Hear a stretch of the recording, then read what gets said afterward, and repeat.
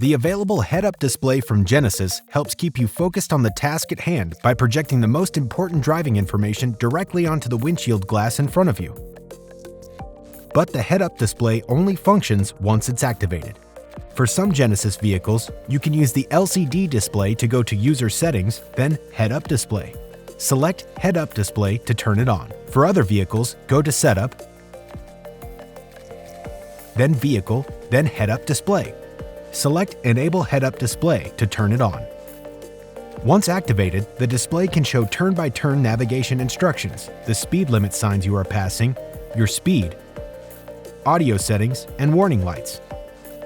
For vehicles equipped with it, it will also display lane following assist information, smart cruise control information, lane keeping assist information, blind spot collision warning information, and highway driving assist information. It's a great tool, but it needs to be used properly. It may be difficult to read if the driver is seated too high, too low, or off to the side. Wearing contacts or glasses, especially polarized sunglasses, can impact visibility. That's also true of bright lights, both inside and outside the cabin, and by reflections off a wet road. And of course, you'll see nothing if the head-up display projector is covered. There are adjustments you can make to enhance visibility, as well as display customization options. On some vehicles, use the LCD display to go to User Settings, then Head-Up Display.